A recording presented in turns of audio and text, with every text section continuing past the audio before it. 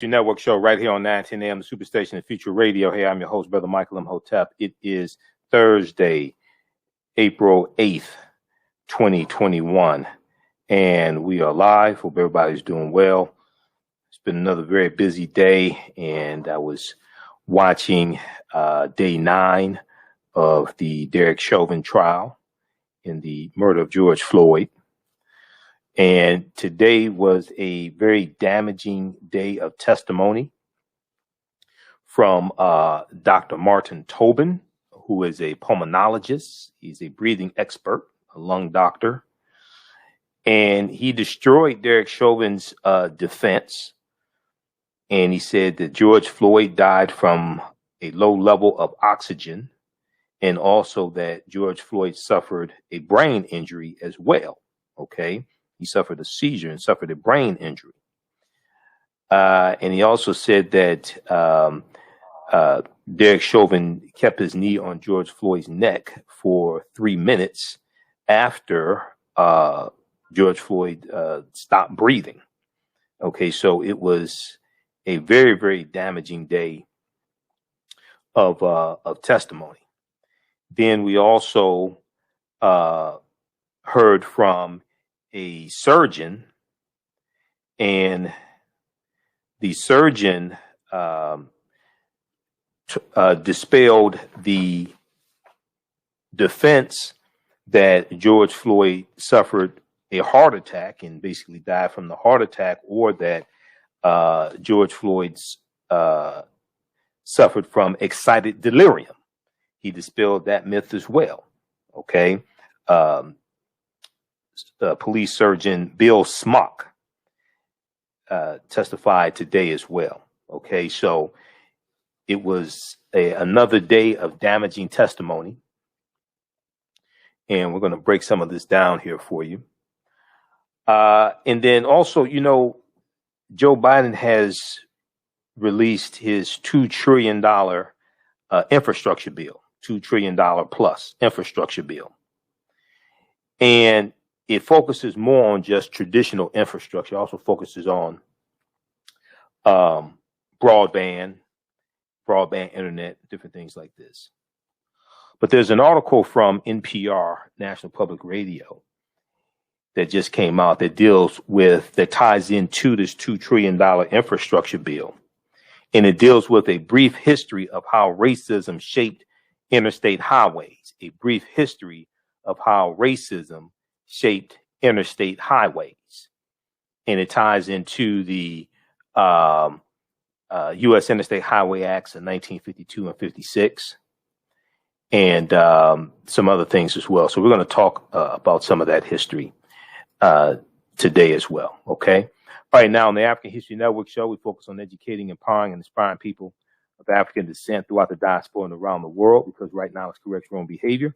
What you do for yourself, what you do to yourself, and what you allow other people to do to you and get away with is based upon what you think about yourself. What you think about yourself is based upon what you have been taught about yourself. What you've been taught about yourself is based upon everything you've read, heard, and seen about yourself. So when you control the radius of a man or woman's thoughts, you can control the circumference of his or her actions, because the mind can't do or teach what it doesn't know. Now, we deal with a number of different topics here on the African History Network show. We deal with current events and history, politics, education, economic empowerment, entrepreneurship, relationships, love, sex, health issues, and much, much more. Sign up for our email newsletter. Text the word Kemet, K-E-M-E-T, the 22828. To sign up for our email newsletter, text the word Kemet, K-E-M-E-T, the 22828. To sign up for our email newsletter. Also visit our website, AfricanHistoryNetwork.com, AfricanHistoryNetwork.com. If you like this type of information, also you can support the African History Network, $TheAHNShow through Cash App, $TheAHNShow through Cash App, or through PayPal, paypal.me/TheAHNShow. Okay, so I want to jump into this information, what happened today, and we're going to go to clip. We're going to go to clip one, Shakita, from NBC Nightly News. So you had Dr. Martin Tobin, a world-renowned physician in pulmonary and critical care medicine. He's a pulmonologist. He's a breathing expert, a lung doctor. He testified that George Floyd died from a low level of oxygen at the trial of former Minneapolis police officer Derek Chauvin. Prosecutors maintain that George Floyd died from Derek Chauvin kneeling on his neck for 9 minutes and 29 seconds. Now, Dr. Martin Tobin said that by his calculations, 91 and a half pounds was on George Floyd's neck at one point. 91 and a half pounds was on George Floyd's neck at one point. Half of Derek Chauvin's body weight and half of the weight of the gear, the police gear that Derek Chauvin was wearing also. Okay. Dr. Martin Tobin also pointed to an image from a body cam video showing George Floyd pressing his knuckles against the tire of the police car. And Dr. Martin Tobin said this tells you that he has used up his resources, referring to oxygen, and he's now literally trying to breathe with his fingers and knuckles. Let's go to this clip, Shakila. List of demeanors. Dr. Martin Tobin cut to the heart of George Floyd's death. Mr. Floyd died from a low level of oxygen, and this caused damage to his brain. A direct and powerful rebuttal of the defense's argument that Floyd died because of drugs and underlying medical conditions. Do any of those conditions have anything to do with the cause of Mr. Floyd's death, in your professional opinion, whatsoever? None whatsoever. Dr. Tobin showed jurors a 3D animation to illustrate what happened. He testified that Chauvin kept his knee on Floyd's neck for more than 3 minutes after Floyd took his last breath. You can see his eyes, he's conscious, and then you see that he isn't. That is the moment the life goes out of his body. Dr. Tobin, an expert pulmonologist who wrote what's known in the medical field as the Bible on breathing, testified other parts of Floyd's body revealed his desperate struggle to survive. You see his knuckle against the tire. And to most people, this doesn't look terribly significant, but to a physiologist, this is extraordinarily significant, because this tells you that he has used up his resources and he is now literally trying to breathe with his fingers and knuckles. Dr. Tobin also told jurors this picture of Chauvin's toe off the ground showed the officer placed most of his weight on Floyd. During cross-examination, Chauvin's defense attorney tried to cast some doubt, but the world-renowned expert gave little ground. You've taken this case and you've literally boiled it down into a nanosecond. Well, I wouldn't say that. Late today, a toxicologist testified that the amount of meth found in Floyd's blood was low and consistent with a single prescription dose. Tomorrow, we're expecting to hear from the county medical examiner about his controversial autopsy. Okay, pause it right there. We're up against a break. You don't want to miss this show. When we come back for the break, listen to the African History Network show right here on 910 AM Superstation, the Future Radio. I'm Michael Imhotep. We'll be back in a few minutes.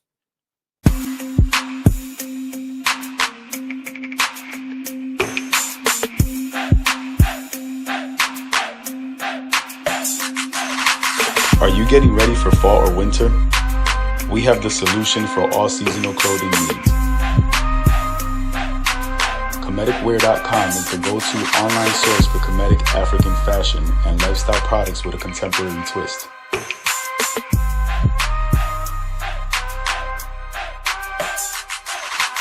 We're committed to offering unique styles reflecting our African heritage.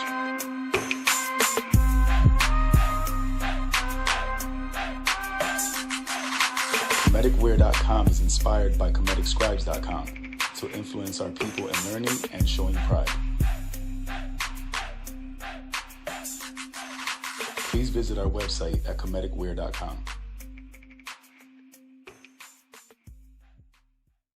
Gain knowledge in minutes from insightful summaries of progressive and socially conscious books. Blacklisted gives you access to curated content that'll satisfy your curiosity to learn and understand different perspectives. Empower yourself through inspirational and actionable ideas. It's easy to read or listen to on the go. Blacklisted. Empower yourself. Start your free trial today.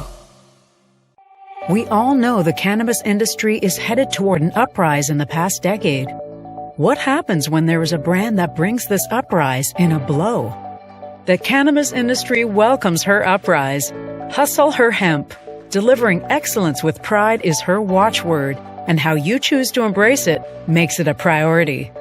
From cultivating rich cannabis into exquisite and tastefully finished CBD products to delivery, Hustle Her Hemp leaves no stone unturned. Hustle Her Hemp's mission is to empower women of color by building business and creating legacies, uniting beauty, health, and business. We are a pure definition of how we want the CBD industry to become in the future. While we are redefining innovation, we bring the same energy to improving the quality of life. Hustle Her Hemp is the new uprise.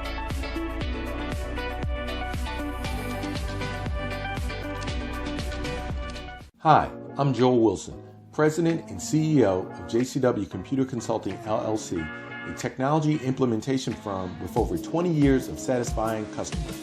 We offer a full spectrum of industry top-tier branded services. We are an authorized partner or reseller for Lenovo, Zoom, T-Mobile, Microsoft 365 and Surface tablets, Google Workspace, Acer, Asus, Samsung, PCmatic security software, and many more. Our online store features laptops, Chromebooks, computers, printers, accessories, and software.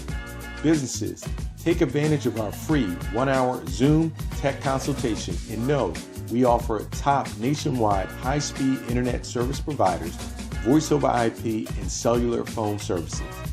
Home users, don't miss our current in-stock Chromebook inventory. Please visit us at jcwcc.com or call 215-879-6701. Welcome back to the African History Network show right here on 910 AM, the Superstation, the Future Radio. I'm your host, Brother Michael Imhotep. It is Thursday, April 8th, 2021, and we are live. Calling numbers 313-778-7600. 313-778-7600 is the call-in number if you have a quick question or comment. 313-778-7600. Okay, so right before the break, we were recapping what took place today during day 9 of the Derek Chauvin trial. Okay, and we just heard an excerpt from Dr. Martin Tobin, who's a pulmonologist.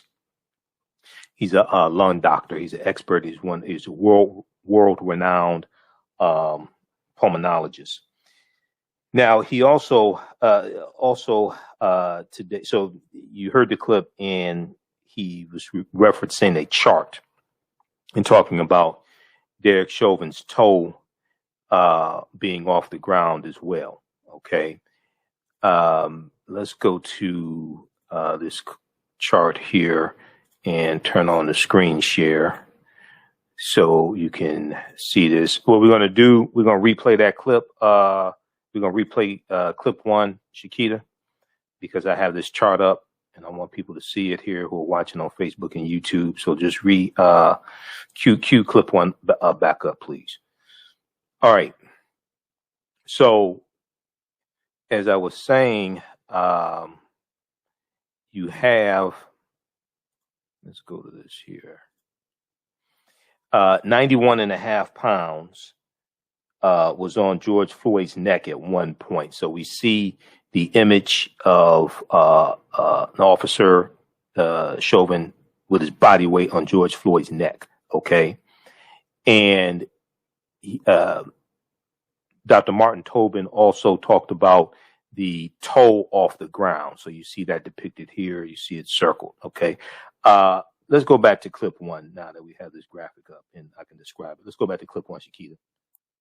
In the calmest of demeanors, Dr. Martin Tobin cut to the heart of George Floyd's death. Mr. Floyd died from a low level of oxygen, and this caused damage to his brain. A direct and powerful rebuttal of the defense's argument that Floyd died because of drugs and underlying medical conditions. Do any of those conditions have anything to do with the cause of Mr. Floyd's death? in your professional opinion, whatsoever? None whatsoever.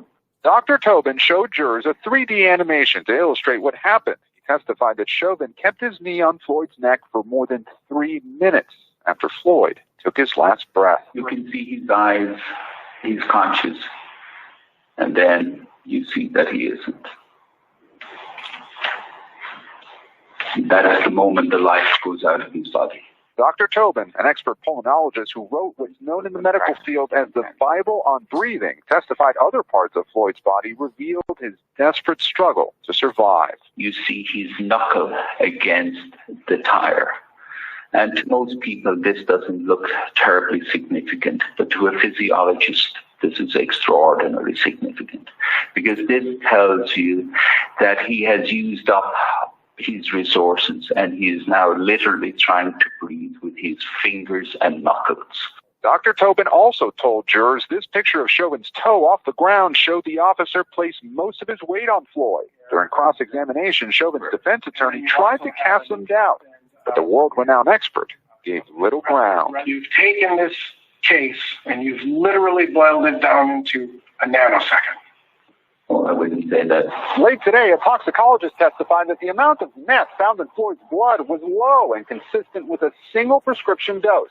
Tomorrow, we're expecting to hear from the county medical examiner about his controversial autopsy. Okay, so the medical examiner is going to testify on Friday because in his autopsy, he did not mention asphyxiation. However, as information came out in today's testimony, his autopsy could very well be correct also. Okay, we're going to find out more about that on Friday when he testifies. Now, Dr. Martin Tobin told the jury that Derek Chauvin held his knee on George Floyd's neck for more than 3 minutes after, quote, there was not an ounce of oxygen left, end quote, in his body.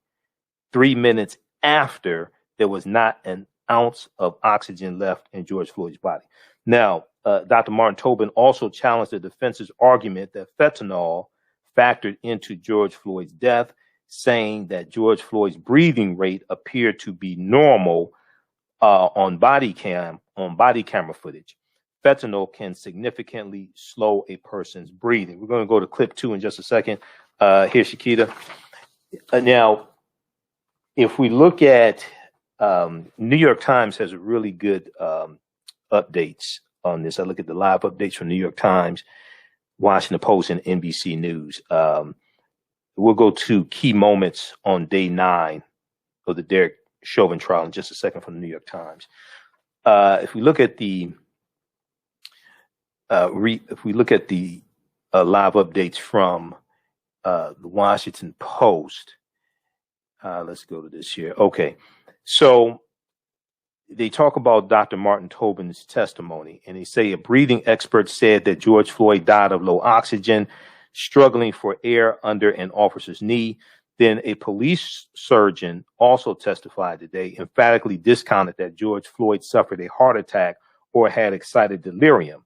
And a forensic toxicologist said George Floyd's blood contained only a small amount of methamphetamine. So once again, you have this effort to try to blame the drugs for George Floyd's death, as opposed to the knee on his neck, okay, that everybody sees.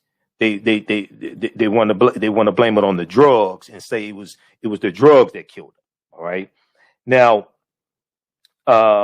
Thursday's testimony spoke to what could be the heart of the case, challenging Derek Chauvin's defense and his central argument that George Floyd died of a combination of heart disease, drugs, and high blood pressure. A combination of heart disease, drugs, and high blood pressure.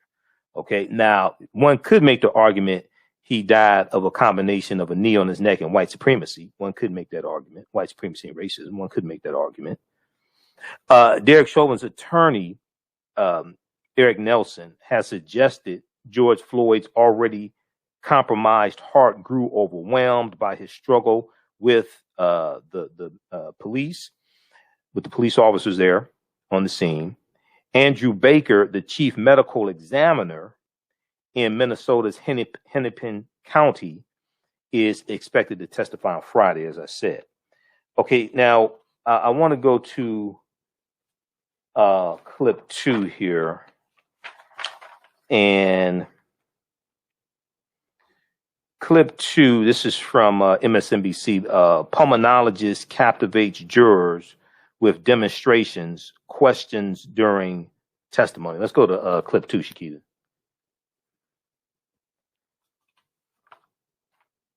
How have they been acting today? How have they been responding to the testimony? Yeah, Jeff, so a clear contrast from what we saw a couple of days ago with the jury and what we're seeing today. The pool reporters inside are saying that they're very engaged.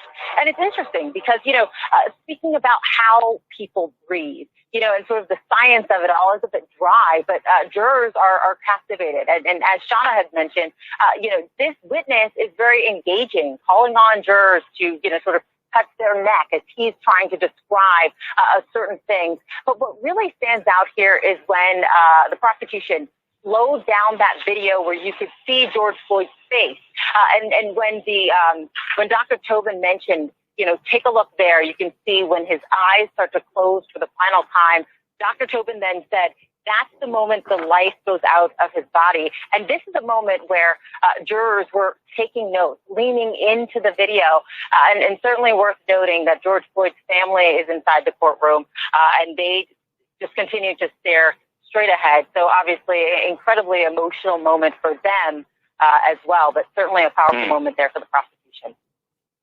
Okay. So that was from Eamon Mohadeen on MSNBC. The jury was really engaged. It got to the point where Eric Nelson called for a sidebar because as Dr. Martin Tobin is going through and demonstrating and showing the jury and everybody watching, millions of people watching, he's demonstrating on his body and telling them to touch the back of their neck, touch their throat, things like this. The jury is following along with him. So that's not going too well for Chauvin. So defense attorney Eric Nelson wanted to shut that down. So then the judge came back, they did a sidebar, and the judge said that the jury, they did not have to follow along and demonstrate on themselves as Dr. Martin Tobin was demonstrating. If they wanted to, they could, but they weren't obligated to do that. So when you have the jury engaged like that for a witness for the prosecution, that's not going too well for you. Okay. When you're the defense, that's not going too well for you. All right. I want to look at, I want to flip over here and look at some other testimony that took place. Let me see. Is this the right one?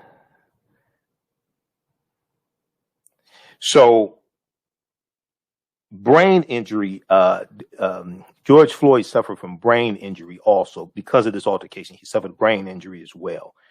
I want to look at this. This is something that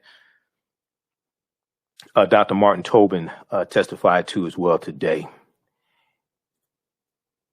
I want to look at the key moments from the New York Times. I'm going to look at the reporting from the New York Times here. 313-778-7600 is the call-in number if you have a quick question or comment. 313-778-7600 is the call-in number if you have a quick question or comment. We're going to look at key moments on day 9 of the Derek Chauvin trial from the New York Times. So, Mr. Floyd showed signs of a brain injury under Derek Chauvin's knee. Okay, picture of Dr. Martin Tobin, who is, the defense cannot mess with him. Okay, the defense tried to confuse him and things like this, and he shut them down on cross-examination. The defense, Eric Nelson, tried to confuse him, and Dr. Tobin really shut him down. But I want to go to this here. So A veteran lung doctor testified on Thursday that George Floyd's death was caused in part by Derek Chauvin's knee pressing against his neck and back, making it impossible for him to breathe, and that George Floyd showed signs of a brain injury about 4 minutes before Derek Chauvin lifted his knee from his neck. So not only was he suffering from a low level of oxygen, but he's also suffering from a brain injury as well because of the knee on his neck and a low level of oxygen, making it impossible for him to breathe. And George Floyd showed signs of a brain injury about 4 minutes before Derek Chauvin lifted his knee from his neck. Now, Dr. Martin Tobin, a pulmonologist and critical care doctor in Chicago, said in court that the combination of Derek Chauvin's pressure, the handcuffs pulling George Floyd's hands behind his back, and George Floyd's body being pressed against the street had caused him to die from a low level of oxygen, but he's also suffering a brain injury at the same time. Now, Dr. Martin Tobin was adamant that Derek Chauvin had, at the time, Officer Derek Chauvin had caused George Floyd's death on May 25th. He said that based on George Floyd's visible respiratory rate before he went unconscious, any fentanyl in his system was not having an effect on his breathing. Any fentanyl in his system was not having an effect on his breathing. Okay, so he's going through systematically shutting down the defense. He's going through systematically shutting down Derek Chauvin's defense. Okay, this was devastating testimony today. Now, after analyzing, and we're going to go to clip 3 in just a second, Shakita, from the readout. After analyzing videos of the arrest, Dr. Martin Tobin said he determined that Derek Chauvin had pressed his left knee on George Floyd, had pressed his left knee on George Floyd's neck for more than 90% of the time. For more than 90% of the time. For more than 90% of the time that George Floyd was on the ground, and that he kept his right knee on George Floyd's back for the majority of the time as well. So he had his left knee on George Floyd's neck and his right knee on George Floyd's back. That pressure, combined with having his hands cuffed behind his back and pushed into the street face down, had cut off oxygen and caused his heart to stop, Dr. Martin Tobin testified today. He was, quote, he was being squashed between the two sides. He was being squashed between the two sides. Now, George Floyd was so desperate at one point that he tried to lift himself off the ground by pushing his right knuckle against a police car's tire, Dr. Martin Tobin testified. He said this is his only way of trying to get air into the right lung. Now, Dr. Martin Tobin outlined 4 factors that he said had caused George Floyd to lose oxygen and die. I'm telling you, this was devastating. I was watching this today. All 9 days I've watched, and I go through and research and look at the updates and go through and research this to prepare for, a show each night. This was devastating testimony today. Dr. Martin Tobin outlined 4 factors that he said had caused George Floyd to lose oxygen and die. 1, the left knee. The left knee of Derek Chauvin on George Floyd's neck. 2, Derek Chauvin's right knee on George Floyd's back and side. 3, George Floyd being handcuffed as he was lying in the street. And 4, George Floyd being held in the prone position. He's on his stomach. These factors had combined to only allow George Floyd to take small breaths, which were not enough to bring air to the parts of the lungs that allow oxygen to get into blood, and then the blood carries oxygen throughout the body, carries oxygen to the brain. So we know that he tried to, Derek Chauvin's attorney, Eric Nelson, tried to push back on a cross-examination. Fentanyl and methamphetamine were found in George Floyd's system, and the possibility that they caused his death is a crucial argument for Derek Chauvin's defense as the trial enters a phase in which medical testimony is front and center. Okay. Let's see here. Okay. So check this out. Now, you had also a surgeon who testified today. Okay. You had Surgeon Bill Smock. Who testified today. And Dr. Bill Smock, a surgeon from the Louisville Metropolitan Police Department. Okay.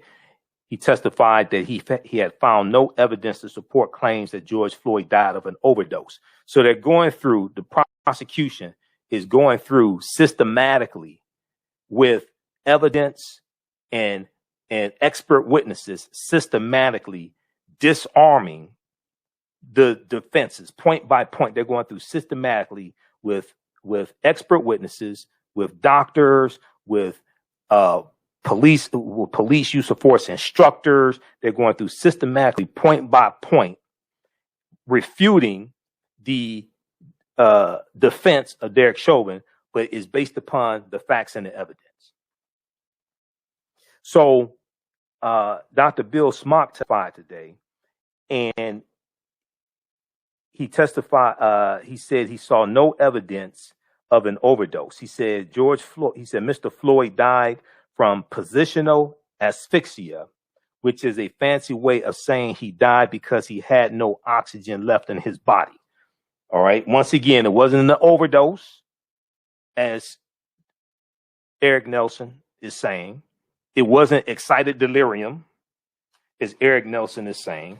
And excited delirium is rooted in racism, as we've been talking about the past couple of days. Okay. George Floyd was alert and had a keen sense of space, which both indicate that he was not overdosing, said Dr. Bill Smock. In addition, George Floyd was begging for air. Dr. Bill Smock called it air hunger, and said a person overdosing on fentanyl would typically have the opposite response, more like someone who falls asleep or slips into a coma. That's not what happened with George Floyd.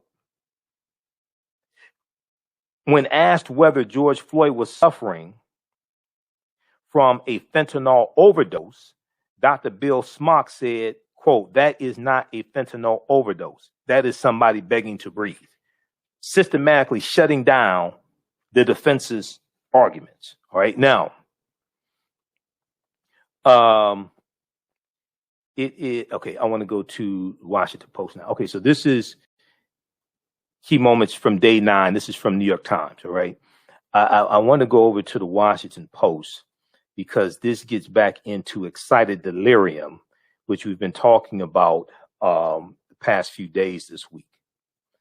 And this is on page, because I print all this stuff out.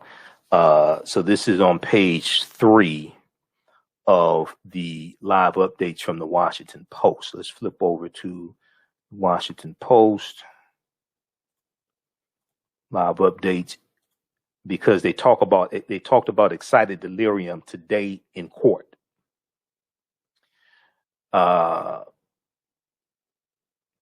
Police surgeon, this is Dr. Bill Smock once again. Police surgeon discount heart attack, excited delirium. Let's see. This is the right one here. Let me scroll down. Hold on. Yeah, right here. This is what I want right here. Chauvin's legal team argues excited delirium contributed to his death, but it has no definition. This is what we'll do. We'll go back and we'll look at Dr. Bill Smock, what he said here, because it talks about excited delirium. And then I want to go to this other portion that talks about how excited delirium has no real definition. Okay, positional asphyxia. Okay, we've got that. There's absolutely no evidence at autopsy of anything that suggested George Floyd had a heart attack. Shut that down. Chauvin's defense attorney is trying to show that George Floyd died of a combination of intoxication, heart disease, and high blood pressure, as adrenaline from his struggle with police acted to further compromise an already compromised heart.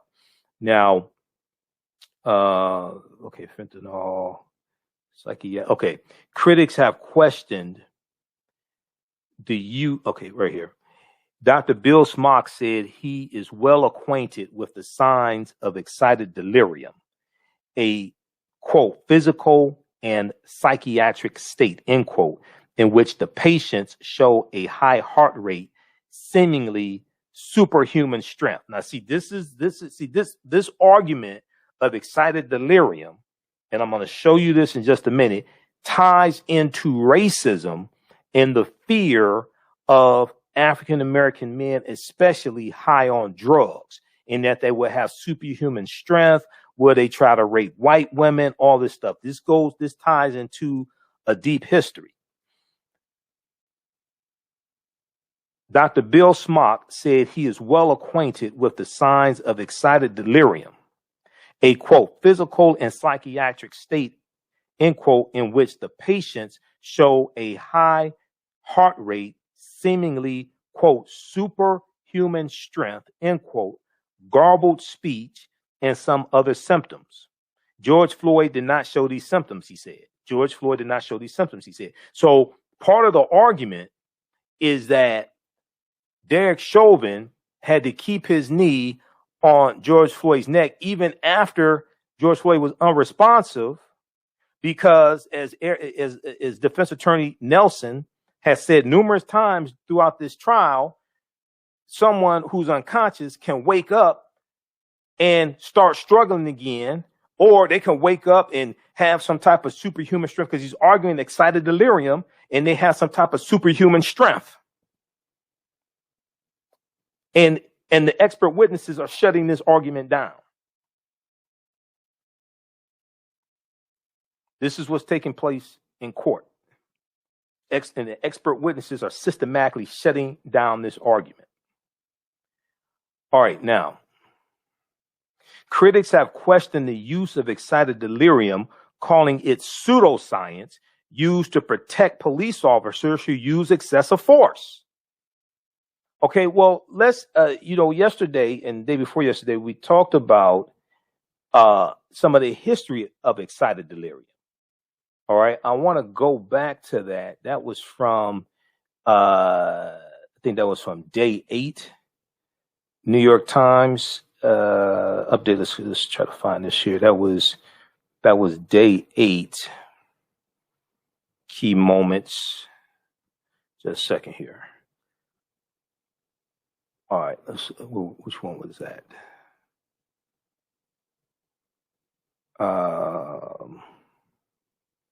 I'll find it here in just a second. I need to, oh yeah, right here. This was from April 5th, okay? What is excited delirium? This is from the updates from the New York Times also. And if you just Google what is excited delirium, it's going to come up from the New York Times. Let's look at this. Excited delirium is rooted in racism. No wonder they chose this as a defense for Derek Chauvin.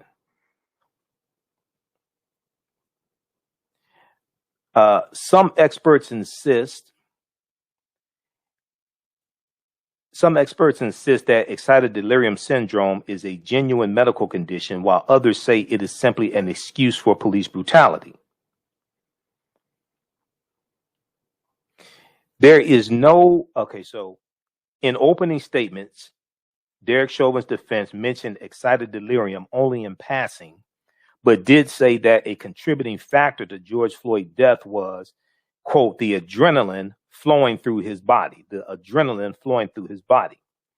There is no generally accepted definition of excited delirium, according to a 2018 review of the scientific literature, but the term is used to describe someone who becomes distressed or aggressive from a mental illness or the use of psychoactive drugs. Now, excited delirium is not included in the International Classification of Diseases or the Diagnostic and Statistical Manual of Mental Disorders, the DSM, but has been recognized by the National Association of Medical Examiners and the American College of Emergency Physicians. According to a report from the Brookings Institution, the term excited delirium is disproportionately applied to African Americans, disproportionately applied to Black people, and was first used in 1985 to explain a series of sudden deaths in cocaine users occurring primarily while in police custody. It was first used in 1985 to explain a series of sudden deaths in cocaine users occurring primarily while in police custody, and again to explain the deaths of 32 Black women in Miami in the 1980s who were later determined to have been asphyxiated by a serial killer. So when you study excited delirium, it's rooted in racism. Basically, it's rooted in racism. All right. I want to go to before we run out of time here on 910 AM Superstation. I want to go to clip 3. We'll go to clip 3. I want to go to clip 3 here from the readout. Joanne Reed, pulmonologist, says he doesn't believe fentanyl was responsible for George Floyd's death. Let's go to clip 3, Shakita.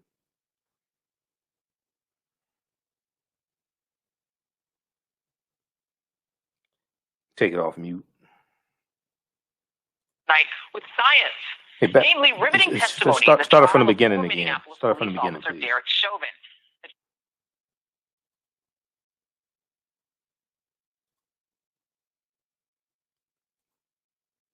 With science, namely riveting testimony in the trial of former Minneapolis police officer Derek Chauvin, that focused on the key question of exactly what caused George Floyd's death. The prosecution zeroed in on that very question today with Dr. Martin Tobin, an expert pulmonologist and breathing expert with 46 years of experience, who gave testimony free of charge to the state, no fees involved, offering his medical opinion on exactly how Mr. Floyd died.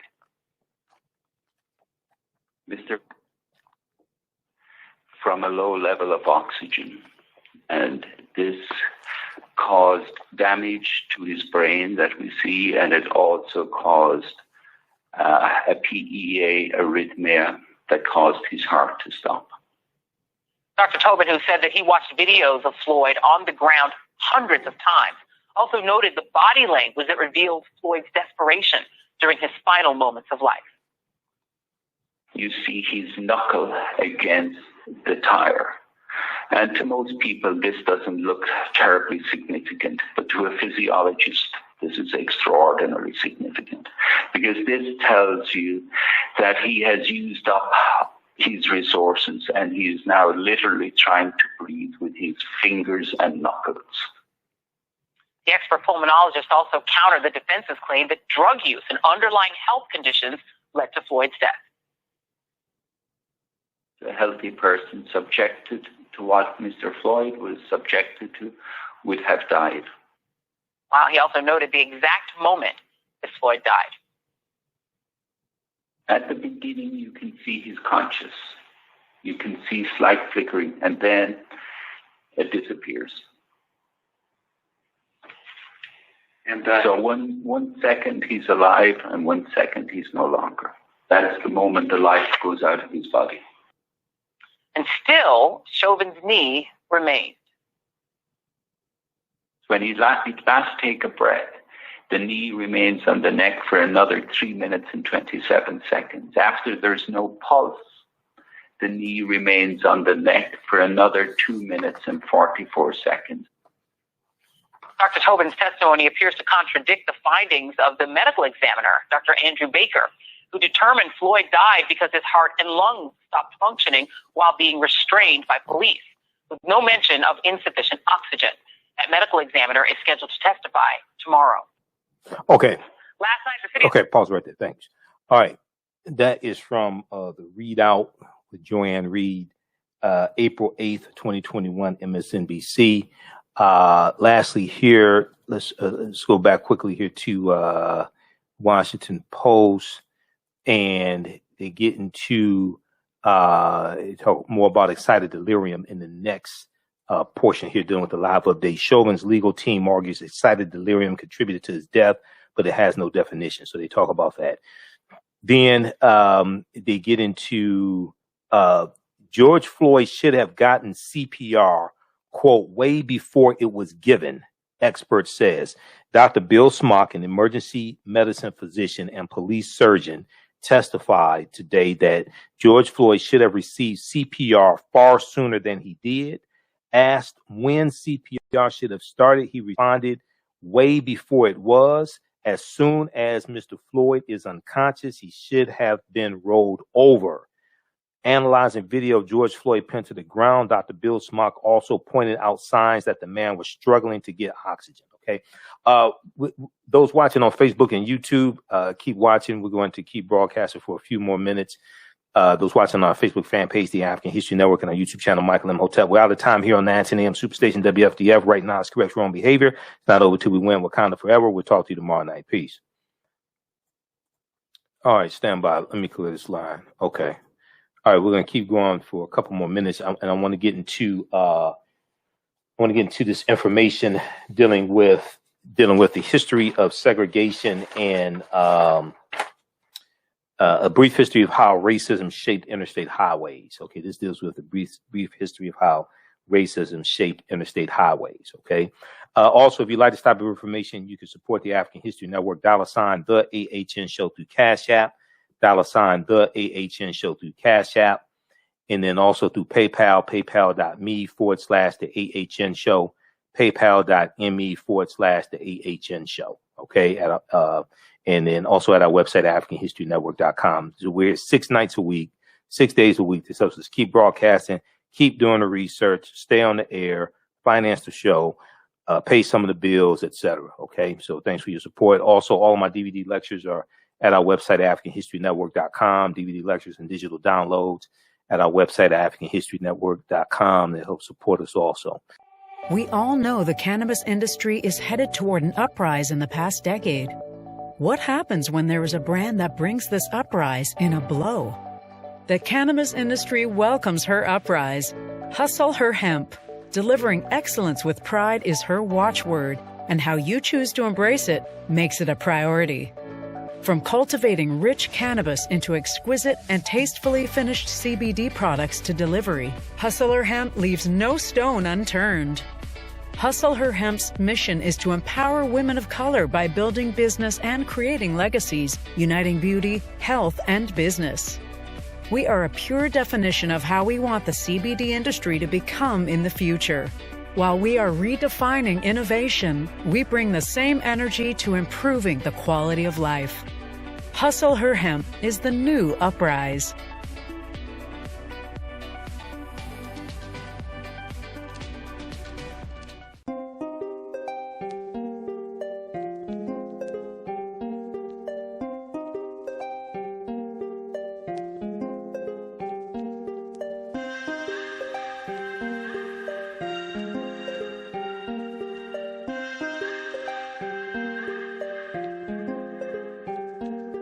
Black Bees products are a collection of natural, organic, personal care products with an appreciation of nature and bees.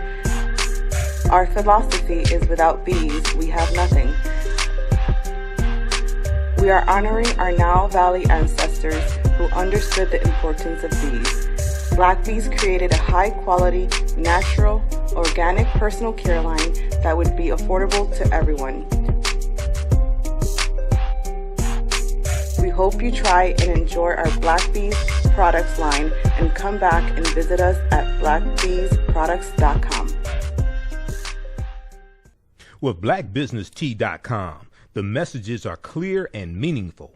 Keep your business in the black and out of the red. Mind your black business, know your numbers, and plan strategically. Black Business Boss, lead your industry. Support black business, encourage, patronize, and uplift one another. BlackBusinessTea.com currently has products sold in Detroit, Atlanta, Chicago, and Los Angeles, with proceeds returned to the black community. They have a wide selection of hoodies, t-shirts, mugs, hats, sweatshirts that support black-owned businesses. Visit the website blackbusinesstee.com. That's blackbusinesstee.com. Gain knowledge in minutes from insightful summaries of progressive and socially conscious books. Blacklisted gives you access to curated content that'll satisfy your curiosity to learn and understand different perspectives. Empower yourself through inspirational and actionable ideas. It's easy to read or listen to on the go. Blacklisted. Empower yourself. Start your free trial today. For 25 years, the Black History 101 Mobile Museum has carried on the rich legacy of the Black Museum movement in America by showcasing original artifacts of the Black experience at colleges, universities, K-12 schools, corporations, libraries, conferences, and cultural events, making it the most traversed Black History mobile exhibit in American history. Dr. Khalid El Hakim is the founder of the Black History 101 Mobile Museum, and he is a highly sought-after public speaker on topics of Black history, social studies, education, museum studies, hip-hop, and race relations. Dr. Khalid was named among the change makers for NBC Universal's Erase the Hate campaign and listed as one of the 100 men of distinction for Black enterprise. He recently founded the Michigan Hip Hop Archive on the campus of Western Michigan University. The Black History 101 Mobile Museum is currently scheduling in-person and virtual exhibits nationwide. For more information, please contact Dr. Khalid El Hakim directly at 313-645-4197, 313-645-4197, or visit their website at blackhistorymobilemuseum.com. That's blackhistorymobilemuseum.com. You can also email him at bhistory101@yahoo.com, bhistory101@yahoo.com. All right. I want to go to this next clip quickly. Then we'll get into dealing with some of the history of how racism shaped interstate highways.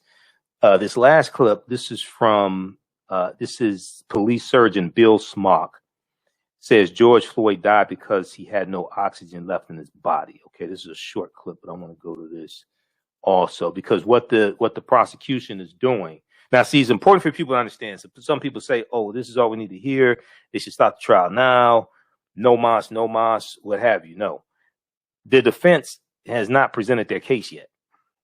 This is what I keep cautioning people.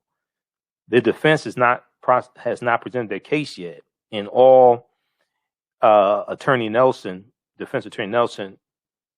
needs to do is to plant the seeds of doubt in one juror to get them to not convict Derek Chauvin, and then you have a mistrial. You have a hung jury, okay? So you have a mistrial, and then it has to be the prosecution has to try the case again if they decide to try the case again. Which, if that's the case, they probably will try the case again. But I'm just saying. See, the burden of proof is on the prosecution. The burden of proof is on the prosecution. They have to prove beyond a reasonable doubt, based upon the evidence, that Derek Chauvin killed George Floyd And it doesn't have to be. It doesn't. Chauvin's knee on Floyd's neck does not have to be the only contributing factor or the only factor in George Floyd's death. Just a major factor in his death. Okay, it doesn't have to be the only. It could be another contributing factor, but the knee on the neck is the major contributing factor. And you have to convince 12 jurors. It has to be unanimous to get a conviction. Okay, I want to go to this next clip here. This is from NBC News. Police surgeon says George Floyd died because he had no oxygen left in his body. This is Dr. Bill Smock once again. About your opinions regarding the call. Let's talk about your opinions regarding the cause of Mr. Floyd's death. Yes, sir. You formulated opinions. Yes, sir, I did. Would you tell us what your opinion or opinions are? Mr. Floyd died from positional asphyxia, which is a fancy way of saying he died because he had no oxygen left in his body. So what we've been referring to as low oxygen. Low oxygen is one way, no oxygen. When the body is deprived of oxygen, in this case from his chest, pressure on his chest and back, he gradually succumbed to lower and lower levels of oxygen until it was gone and he died. Did you consider other possibilities as causes that you evaluated and dismissed as unlikely? Absolutely. Was one of those excited delirium? Yes, sir, it was. Would you first tell the ladies and gentlemen of the jury what excited delirium is? Excited delirium is a physical and psychiatric state where, because of an imbalance in the brain, a patient will exhibit multiple symptoms. Basically, they are hot, their body is revved up, heart rate is up, respiration is up, superhuman strength. They are out of control. Their speech is garbled. It doesn't make sense. They can't answer questions. That's what they call the delirium, someone who is delirious. So I'm very familiar with not only pre-hospital, but in the hospital, the symptoms of excited delirium.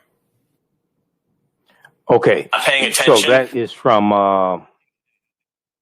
that's from NBC News. That's Dr. Bill Smock. Okay, the police surgeon. All right. So we'll see what happens with the testimony from the medical examiner. It's quite possible that the testimony from the medical examiner will not contradict the testimony from Dr. Tobin, Dr. Martin Tobin, or Dr. Bill Smock. All right. Okay. I want to go to this next story here. This ties into the $2 trillion infrastructure bill and how a history of how racism shaped interstate highways, Okay. So we're going to go to that here in just a minute. I want to give you some information here. There's a oratorical contest coming up from 100 Black Men of America, and it's taking place Saturday, April 10th.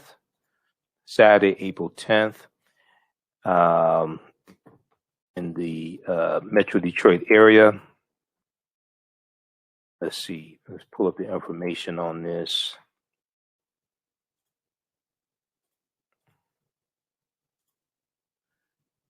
Just a second here. Where is this? Okay. All right. So this is taking place Saturday, April 10th, 2021, 10 a.m., the 20th annual oratorical competition.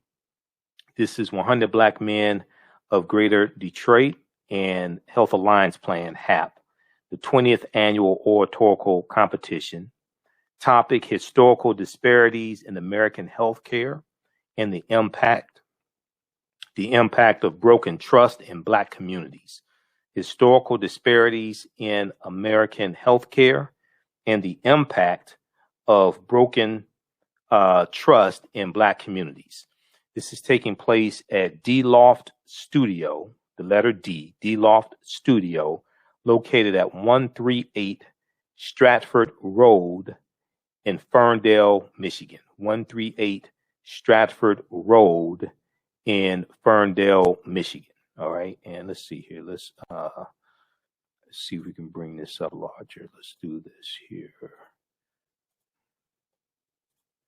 Let's click on it here and see if we can. Okay.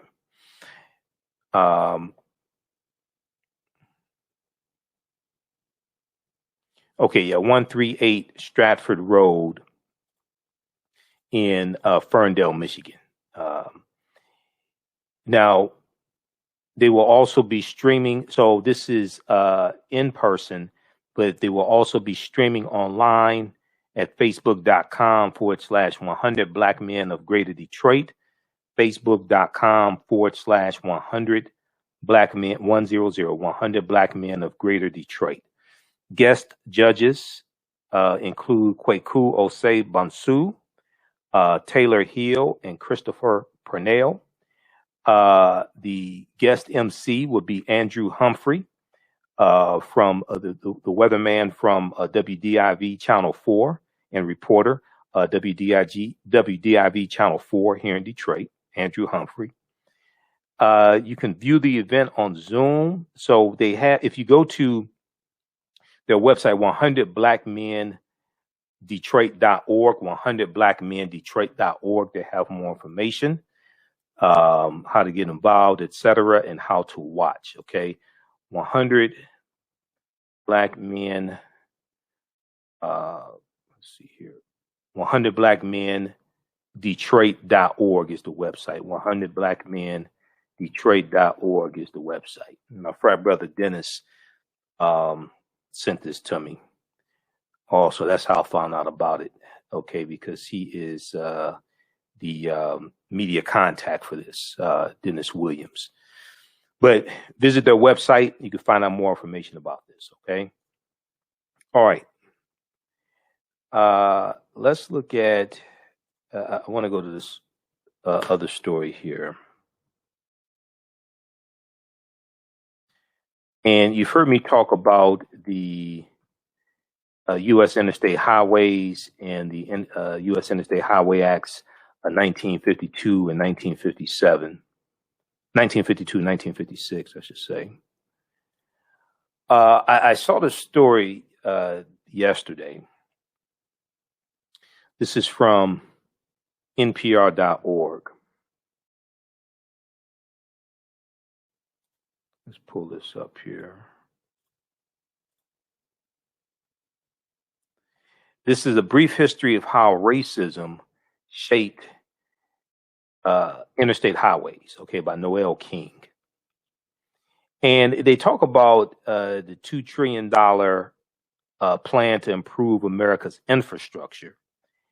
And President Joe Biden is promising to address the racism ingrained in historical transportation and urban planning. Okay. Now, during the 2020 presidential election, and you had all these idiots on social media saying don't vote or just vote down ballot and things like this. They didn't talk about infrastructure. They didn't talk about interstate highways. They didn't talk about an infrastructure bill. Okay.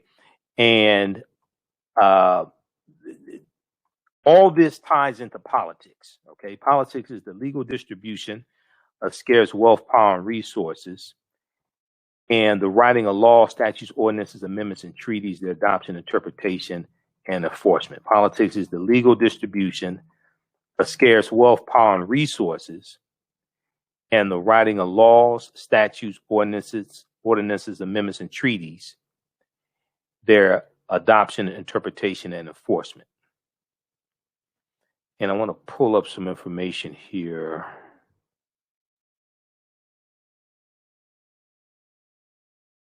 deals with the infrastructure plan. Okay.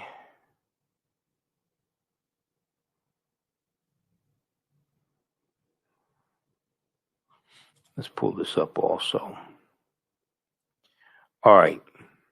So Biden's plan includes $20 billion for a program that would, quote, reconnect neighborhoods cut off by historic investments. Reconnect neighborhoods cut off by historic investments, according to the White House.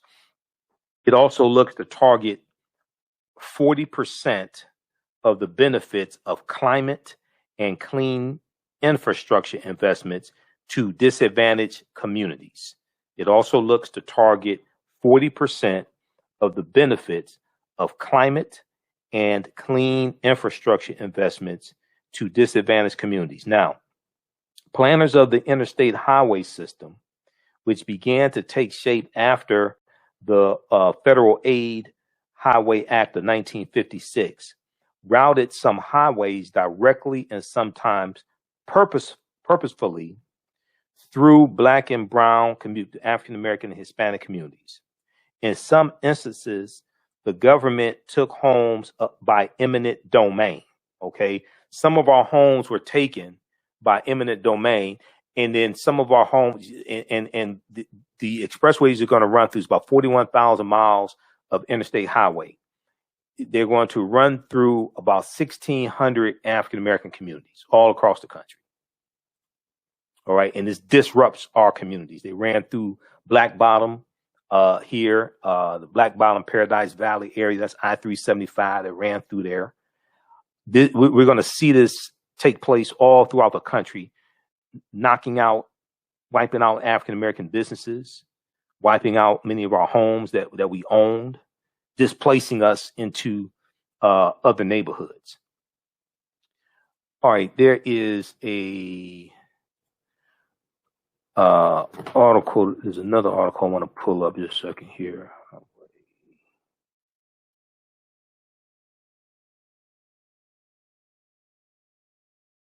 There's another article I'm going to go to in just a second here. Now, it left a deep psychological scar on neighborhoods that lost homes, churches, and schools, said Deborah Archer, a professor at the New York University School of Law and national board president of the American Civil Liberties Union.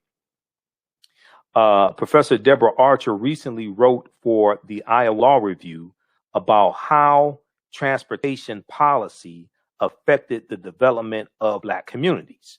Okay, so most people don't understand how all of this is interconnected. Okay, whether you talk about infrastructure, climate change, criminal justice reform, whether you talk about the American Rescue Plan, the $1.9 trillion American Rescue Plan, a lot of people don't understand how all these policies and laws are interconnected and impact African Americans.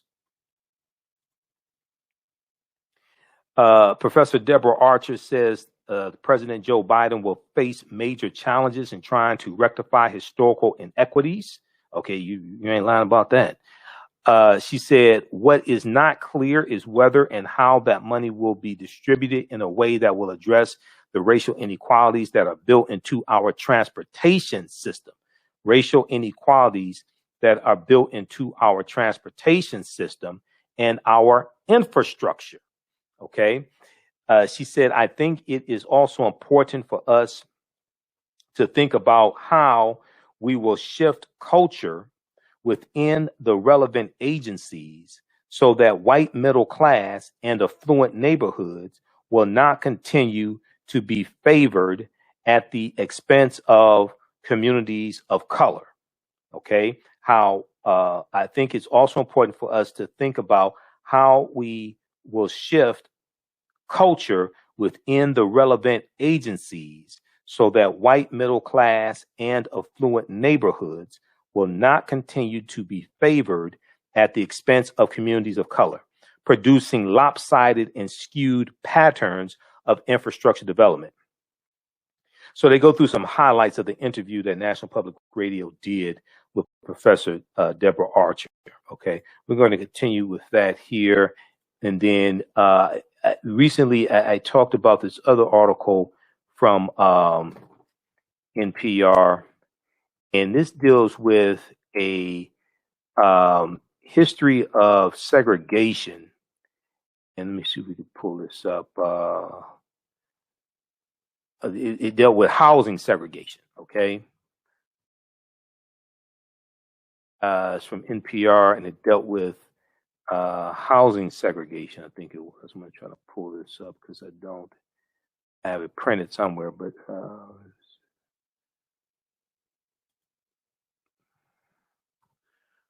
where is that? Let me see something.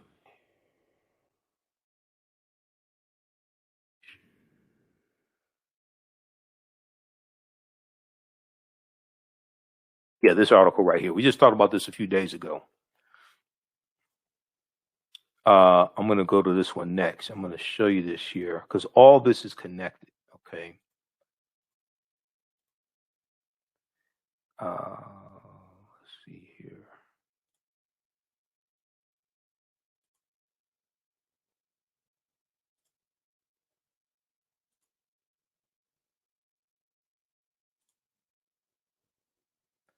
All right, hold on. Flip over. Okay, this other article here, it connects to the one that just came out from NPR.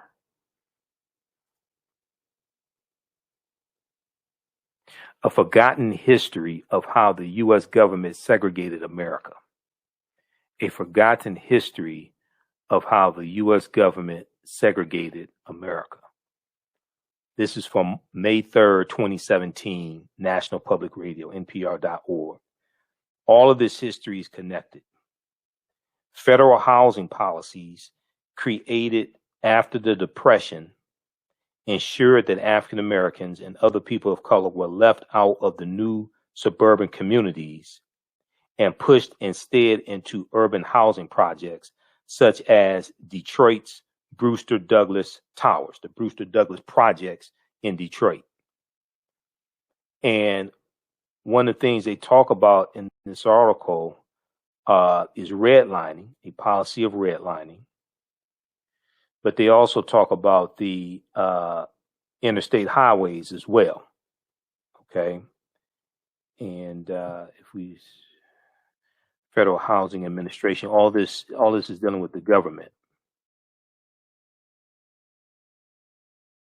The underwriting manual of the federal administration recommended that highways be a good way to separate African Americans from white neighborhoods.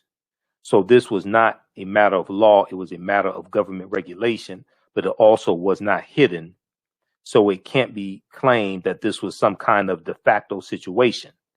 Regulations that are written in law and published in the underwriting manual are as much a de jure unconstitutional expression of government policy as something written in law. On the then they talk about the long-term effects of African Americans being prohibited from buying homes in suburbs and building equity. All this ties into the racial wealth gap. Redlining, U.S. Interstate Highway Act, housing segregation, disrupting the expressways, disrupting African American neighborhoods. All of this is connected, okay? And this all ties into infrastructure. And politics is the legal distribution of scarce wealth, power, and resources, and the writing of laws, statutes, ordinances, amendments, and treaties, the adoption, interpretation, and enforcement. All this is connected. If we look at this article here from thinkprogress.org, these are all articles in my archives. I have thousands and thousands of articles in my archives. March 31st, 2016. Top infrastructure official explains how America used highways to destroy black neighborhoods. This is from thinkprogress.org. Okay. Top infrastructure official explains how America used highways to destroy black neighborhoods.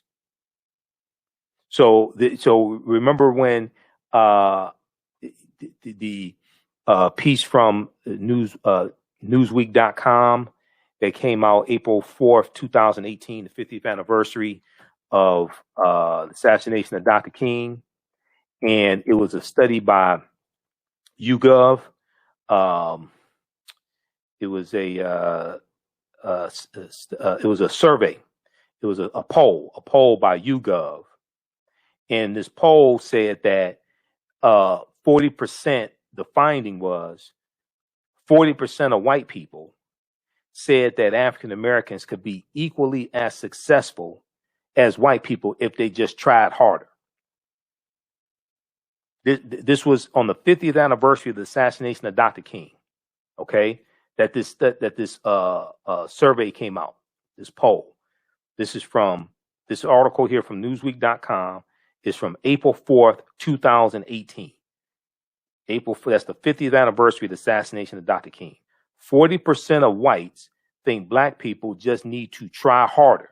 Okay, and go through and read the full article.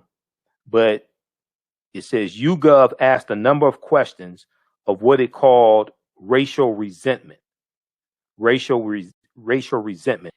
One of which centered on whether the respondent agreed with the statement. It's really a matter of some people not trying hard enough. If blacks would only try harder, they could be just as well off as whites. If blacks could just try harder, they could be just as well off as whites.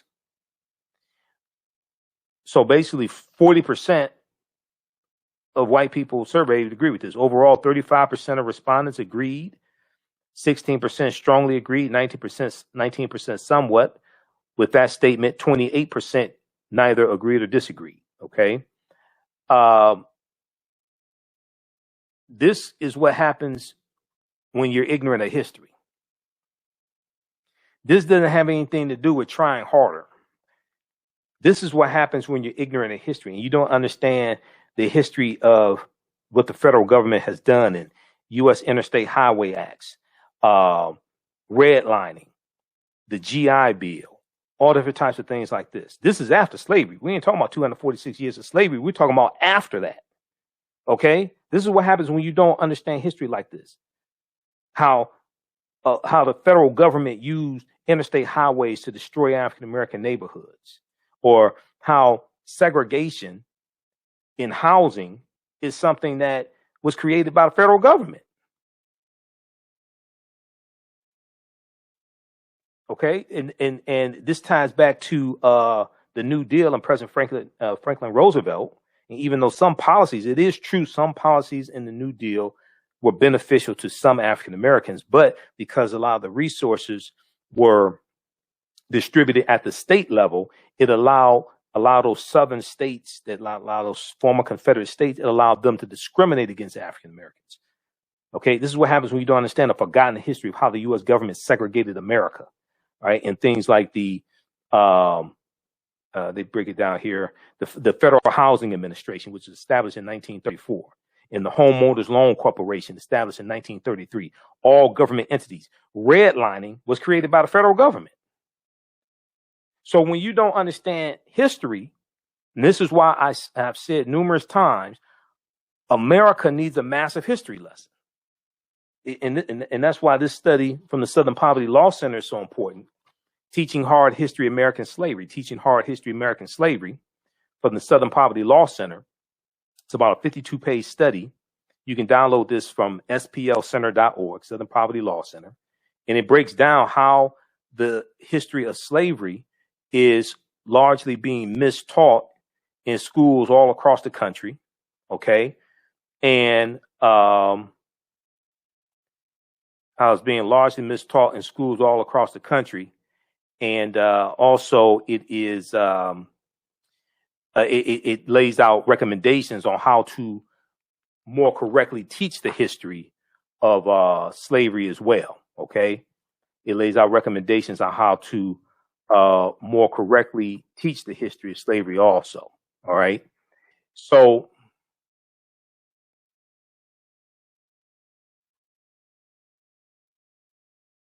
All right. So that's why that study is so important. Okay. Let's continue. Let's wrap this up here. Okay, so I want to go back to this one here. I'm going to give you this link here to the study from YouGov. And I want to go back to the main article here from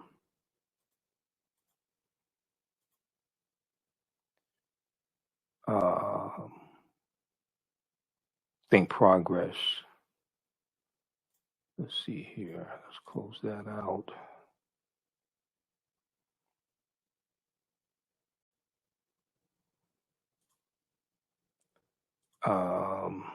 Okay, just a second here. All right, here we go. We're going to go back to the main article, A Brief History of How Racism Shaped Interstate Highways.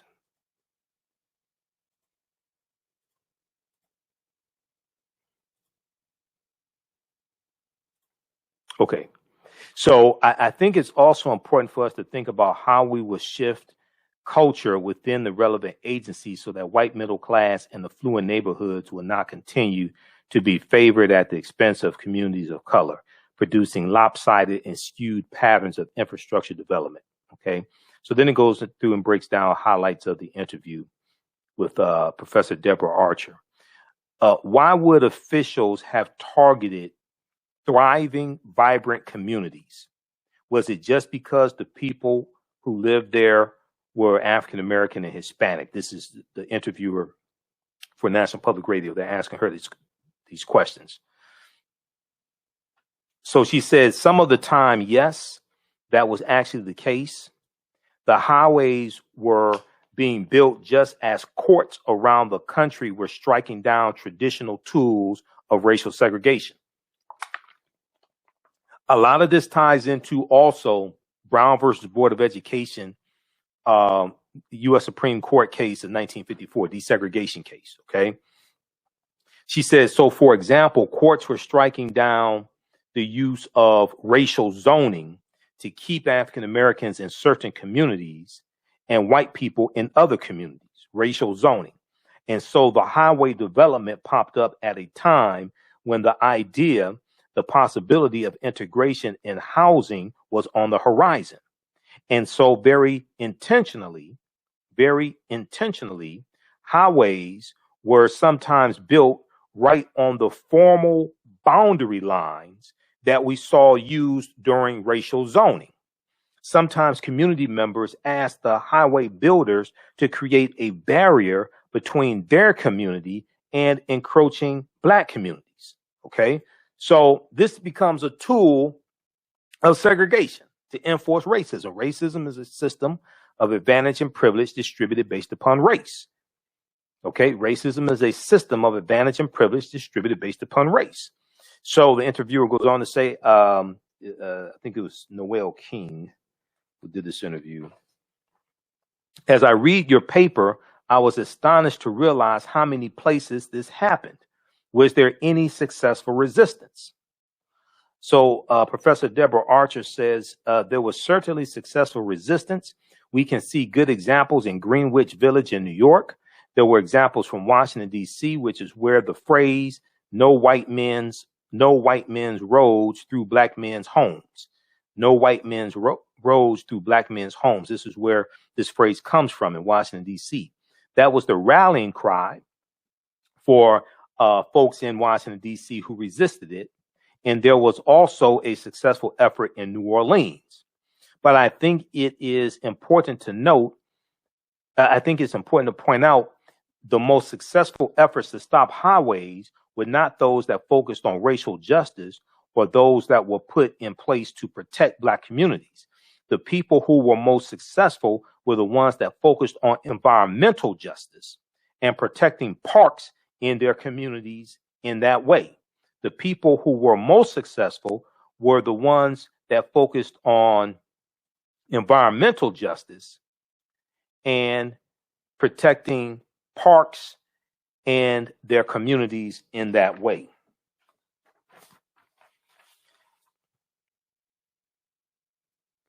So she was asked, if this initiative works, in what ways do you see the country being different in 5 or 10 years? Professor Deborah Archer said, I think that right now we can see that race frequently explains which communities receive the benefits of our transportation system and infrastructure, and which communities were forced to host the burdens, which communities will receive the benefits of transportation, of our transportation system and infrastructure, and then which communities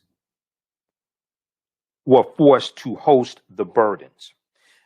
Our transportation systems have really led to racial disparities and discrimination, which are reinforced daily from highways, roads, bridges, to sidewalks and public transit.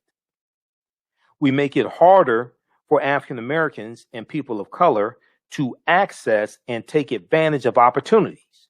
We make it harder for African Americans and people of color and other people of color to access and take advantage of opportunities. Once again, this is dealing with racism, but understanding how this plays a role in infrastructure. And racism is a system of advantage and privilege distributed based upon race. So I would hope that at the end of this project, at the end of this plan, as you see in 5 years, that race would not be a way to explain who gets the benefits and who gets the burdens. It would not be a way to explain who has access and who does not. Okay. All right. So check out this article here from National Public Radio, A Brief History of How Racism Shaped Interstate Highways. And then this ties into the 2 point, it's about 2.7, about a $2.7 trillion infrastructure bill that President Joe Biden has unveiled. If we look here very quickly, and you can read this yourself, this is from the Washington Post, or just Google Biden's $2 trillion infrastructure bill. They have a fact sheet on it at whitehouse.gov as well. I think I'm going to pull that up also.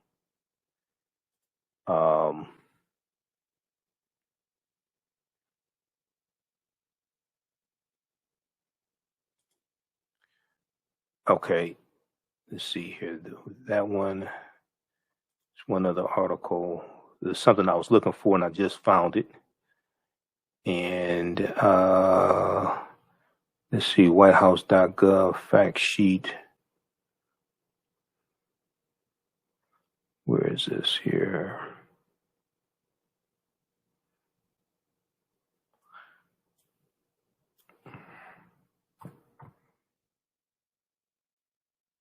Yeah, right here. Okay, the American Jobs Plan. You can read, there's a ton of information at whitehouse.gov, official website of the White House. Ton of information there. Let's look at this here. What's in Biden's $2 trillion jobs and infrastructure bill? What's in Biden's $2 trillion jobs and infrastructure bill? The proposal, which includes a major focus on climate change, could lay the groundwork for the president's economic agenda. So this is from March 31st, 2021. Okay, President Biden unveiled a $2 trillion jobs and infrastructure bill Wednesday to address some of the country's most pressing problems, including damaged bridges, unequal broadband access, which is huge, the digital divide. There's so many communities, rural communities, 25% of African Americans live in rural America. So many communities don't have high-speed broadband internet access. Climate change and care for people with disabilities and the elderly. Biden's proposal, the American Jobs Plan, would be paid for in part by raising the corporate tax and global minimum tax.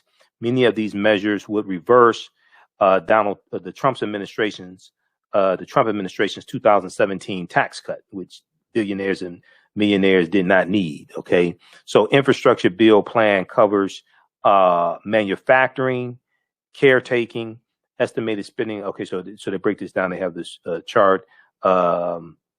Okay, Infrastructure at home. Okay. They deal with $111 billion for clean drinking water and that infrastructure pipes and things like this. $100 billion for high-speed broadband internet. $100 billion for electrical infrastructure. I'm sure they'll love that down in Texas. Affordable and sustainable housing, $213 billion. Public schools, early learning centers, and community colleges, $137 billion. Then you have transportation infrastructure, $621 billion. That's broken down. Highways and bridges and roads, $115 billion. Public transit, $85 billion. Passenger and freight rail, $80 billion. Electric vehicles, $174 billion. Airports, water transit, and ports, $42 billion. Transportation inequities, $45 billion. Infrastructure resilience, $50 billion. Research and development, $180 billion. Manufacturing and small business, $300 billion. Workforce development, $100 billion. So there's a ton of opportunity in this bill. Okay. Let's see here. The American Jobs Plan is expected to be followed by a second economic package in April that includes a major expansion in health insurance, child care subsidies, free access to community colleges, and other proposals. Let's see. Okay, so they break it down here. The infrastructure, $621 billion. That's broken down. And a lot of that is in the chart that I just showed you. Infrastructure at home, $650 billion. Okay. Care economy, $400 billion. The plan expands access to home or community-based care for seniors and people with disabilities. It would extend a Medicaid program. Now, there are going to be a lot of contracts given out. There are going to be a lot of government contracts given out to businesses to provide to provide various services also, like in the care economy and in home health care and caretakers, all different types of things like this. There's a huge amount of opportunity here for businesses to provide services. Research and development, manufacturing and training, $580 billion. Tax overhaul. The White House plan calls for about $2 trillion in new spending over 8 years. The proposed tax increases would cover that cost over 15 years and become permanent. The plan raises the corporate tax rate from 21% to 28%. Let's see here. Okay, climate change. The White House says 40% of the benefits of its climate and clean infrastructure investments will go to disadvantaged communities. 40% of the benefits of its climate and clean infrastructure investments will go to disadvantaged communities. Let's see here. The plan was okay. Workers' rights. Biden calls for passage of the Protecting the Right to Organize Act, or PRO Act, which is aimed at significantly strengthening workers' rights to organize. Okay, and that deals with unions, which is extremely beneficial because unions have taken a beating because of right to work laws in about 27 states now. That's been heavily funded by the Koch brothers and like Americans for Prosperity, one of the Koch brothers nonprofit organizations. Okay, so read this. What's in Biden's $2 trillion jobs and infrastructure plan? All right, and then now this is the other article I was looking for here. Okay, now that's from the Washington Post. Here's the one I was looking for, and I just found it again here. This is from the Washington Post as well. A woman called for a highway's removal in a black neighborhood. The White House singled it out in its infrastructure plan. A woman called for a highway's removal in a black neighborhood. The White House singled it out in its infrastructure plan. This is from April 1st, 2021. talks about in New Orleans and a woman named Amy Stelly. Since she moved back home to Treme almost a decade ago, Amy Stelly has waged a campaign for the removal of a highway that cuts through her New Orleans neighborhood. She struggled to get support from local leaders. Neighbors considered the quest to be wishful thinking. She said, nobody thinks you can get rid of a highway. Nobody thinks you can get rid of a highway. On Wednesday, Amy Stelly's effort gained a considerable boost when the White House named the highway the Claiborne Expressway, an example of a historic inequity,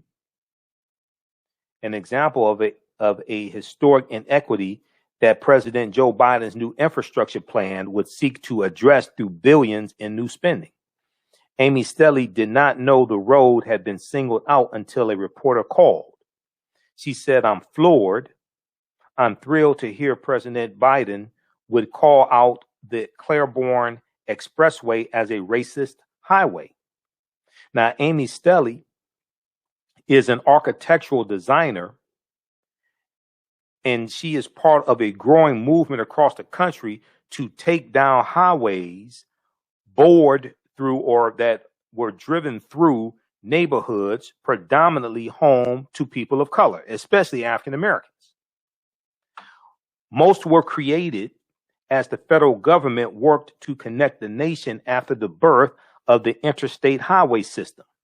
Many such highways are reaching the end of their 50-year lifespans, raising the question of whether they should be rebuilt or reimagined. Rebuilt or reimagined. It's the same in many Black communities, not only in Louisiana, Amy Stelly said. It's great the federal government and the administration is recognizing that this is something that must be corrected if we are to be fair and just in America. Now, the elevated Claiborne Expressway was built atop Claiborne Avenue and completed in 1968. That's the same year Dr. King was assassinated. From her second floor porch, Amy Stelly can see a ramp to the highway rising up from the street. She said air pollutants stick to her home. Air pollutants stick to her home. So there's also a correlation between highways coming through your community and increased levels of air pollution, which comes from the cars that are coming through in mass through these communities back and forth on the highways. Quote, I live with the ills of the highway every day. Beneath the highway, the wide median of the Claiborne Avenue, of the old Claiborne Avenue, beneath the highway, the wide median of the old Claiborne Avenue is still largely intact. It used to be a busy thoroughfare. Amy Stelly wants it restored to something like its former condition. Okay, and they show a picture here from 1947, North Claiborne at Ursuline Street in New Orleans in 1947, before the construction of the interstate disrupted the community. Okay, and then, okay. Now, a spokesperson for New Orleans Mayor LaToya Cantrell says she appreciated the Biden administration's acknowledgement of the devastation to surrounding African-American businesses the highway construction has caused. The devastation, quote, the devastation to surrounding African-American businesses, end quote, the highway construction has caused. Quote, since taking office, our administration has focused on improving the city's aging infrastructure and doing so in a manner responsive to the needs of all of our residents, the spokesman said. Let's see. Okay. So Biden's $2 trillion plus American Jobs Plan infrastructure bill calls for a $20 billion fund to quote unquote reconnect neighborhoods cut off by old transportation projects.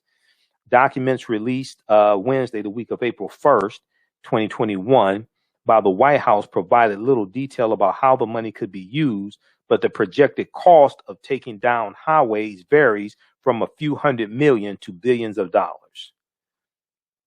Okay, to read the rest of this article here. I saw this back April 1st when it came out, and I bookmarked it, but I didn't have a chance to talk about this on the show. This is huge, and this all ties in to history.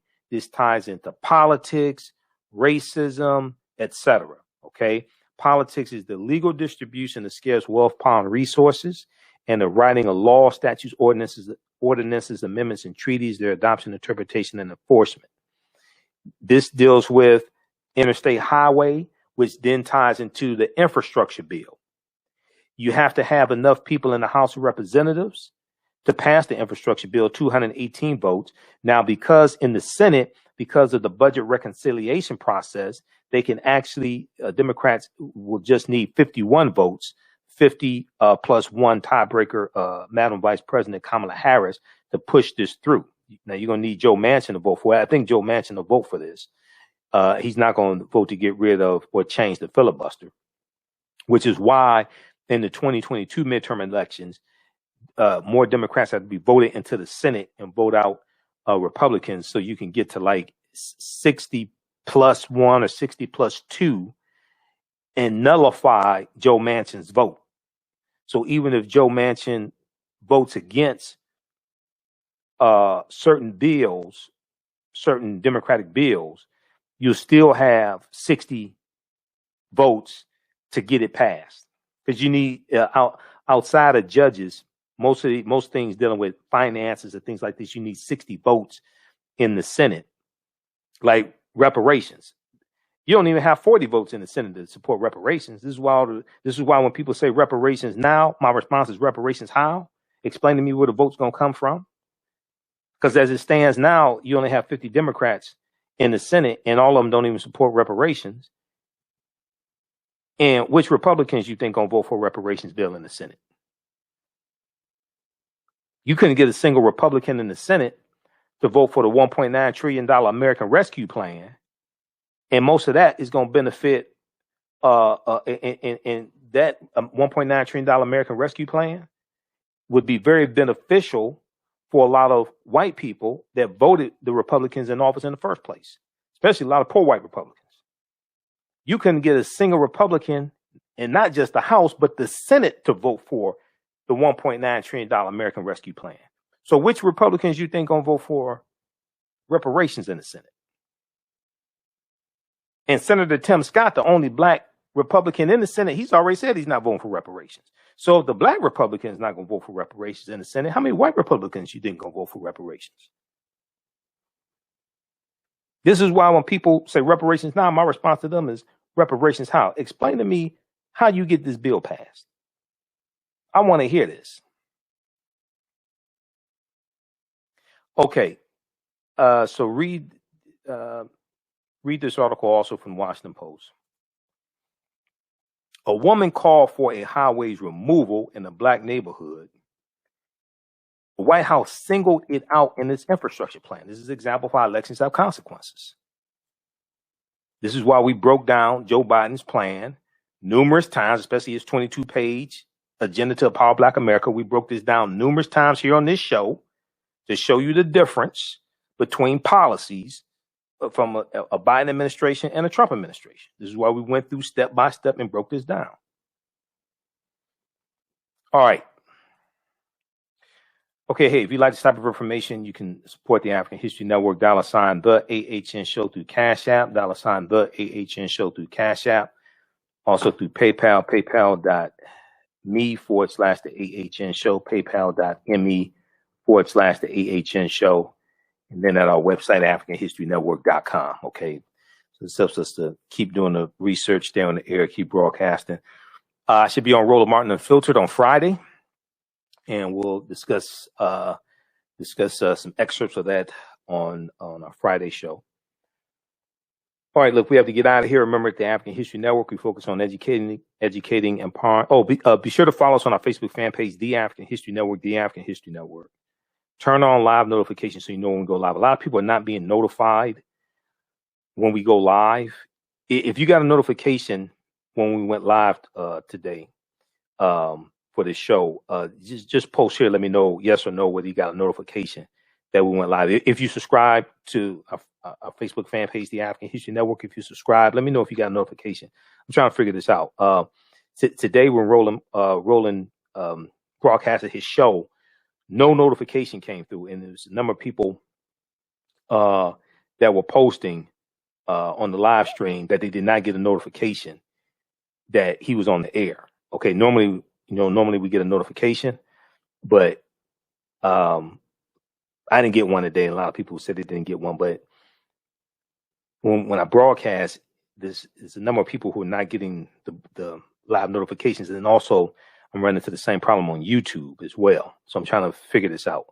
So if you're watching on Facebook, on the African History Network Facebook fan page, as well as on my YouTube channel, Michael Imhotep, let me know, did you get a notification when we went live?